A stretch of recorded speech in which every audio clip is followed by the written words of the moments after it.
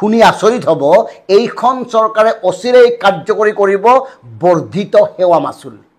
এই যে সাধাৰণ জনতাক চৰকাৰে সেৱা কৰে, বিভিন্ন ধৰণৰ কাম কাজত সহায় কৰে আৰু তাৰ বাবেও তেওঁলোকে মাচুল বৰ্ধিত হাৰত ল'ব আৰু এই মাচুল তেওঁলোকে 50 টকাৰ পৰা 5000 টকালৈ বৃদ্ধি কৰিব। ইতিমধ্যে চৰকাৰে সাধাৰণ প্ৰশাসন বিভাগৰ আয়ুক্ত সচিবসমূহলৈ এই নিৰ্দেশনা দিছে আৰু তেওঁলোকক প্ৰত্যেককে তেওঁলোকৰ বিভাগে প্ৰদান কৰা সেৱাৰ তালিকা প্ৰস্তুত কৰিবলৈ নিৰ্দেশ দিছে আৰু অচিৰেই ইয়াৰ ওপৰত লাগিব বৰ্ধিত মাচুল। আৰু এই সিদ্ধান্ত তেওঁলোকে মাৰ্চ মাহতে গ্ৰহণ কৰিছিল, কিন্তু ৰাইজৰ ৰখত পৰাৰ ভয়ত, নিৰ্বাচনৰ পূৰ্বে ৰাইজৰ ৰখত ভৰিলে ভোট কমিব, তাৰ কাৰণে ইমান দিন গাপ দি আছিল। মোৰ কাষত যে এই অৰ্ডাৰ কপিটো দেখিছে তাতেই লিখা আছে সকলোবোৰ স্পষ্টকৈ। ইতিমধ্যে বৰমূৰীয়াসকলক নিৰ্দেশ দিয়া হৈছে তেওঁলোকৰ অধীনস্থ বিভাগৰ সেৱাৰ তালিকা প্ৰস্তুত কৰিবলৈ।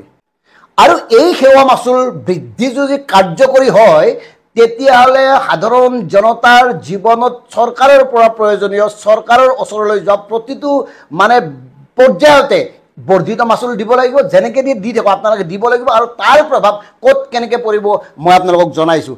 ইয়াৰ ফলত মাটি কিনা বেচা, নামজাৰি, NOC লাগে যে কাৰোবাক, বিভিন্ন পঞ্জীয়ন, মাটিৰ খাজনা, শপতনামা, ফ্লেট ক্ৰয় বিক্ৰয়, বিবাহ পঞ্জীয়ন, পানী যোগান, বিদ্যুতৰ নতুন সংযোগ, বিভিন্ন ব্যৱসায়িক প্ৰতিষ্ঠান স্থাপনৰ বাবে প্ৰয়োজনীয় নথিপত্ৰৰ মাচুল, যান বাহন ক্ৰয় বিক্ৰয়ৰ মাচুল, চালকৰ অনুজ্ঞাপত্ৰৰ মাচুল, বিভিন্ন শিক্ষানুষ্ঠানৰ মাচুল, চিকিৎসা সেৱাৰ মাচুল, চাকৰিৰ আবেদনকে ধৰি য'ত আপোনালোকে আবেদন কৰে আৰু তাত চৰকাৰৰ ফালৰ পৰা যি ধৰণৰ ছাৰ্ভিচ কৰা হয়, সেৱা কৰা হয়, সেই সেৱা মাচুলটো অধিক দিব লাগিব।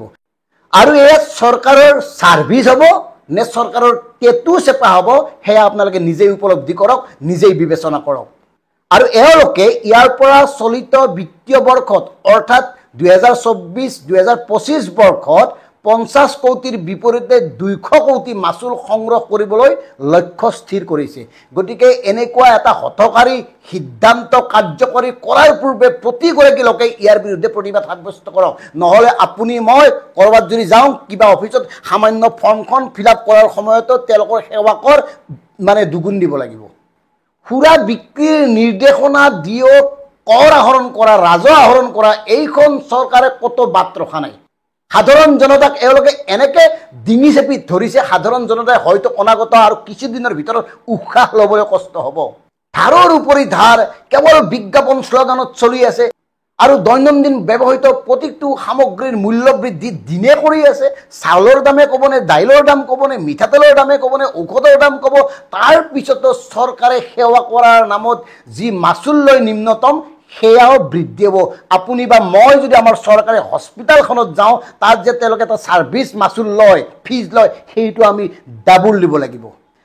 এইখন চৰকাৰ ক'ব কি 1.5 লাখ কোটি টকা ধাৰ, তথাপিও এওঁলোকৰ ফুটনি এৰা নাই, তথাপিও এওঁলোকে উন্নয়নৰ ভুৱা শ্লোগান দিবলৈ এৰা নাই। সাধাৰণ জনতাৰ জীৱন আৰু ভৱিষ্যতক চূড়ান্ত দুৰ্যোগৰ মুখলৈ ঠেলি দি এওঁলোকে কেৱল বাবা লৈ আছে।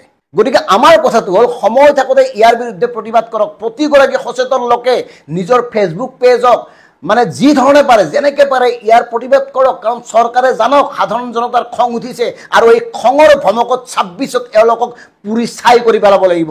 আৰু এই খংটো, এই কথাটো তেওঁলোকে জানক, তেওঁলোকে জানিব লাগিব, নহ'লে তেওঁলোকক নিয়ন্ত্ৰণ কৰা সম্ভৱ নহয়, তেওঁলোকক নিয়ন্ত্ৰণ কৰা অসম্ভৱ হৈ পৰিছে।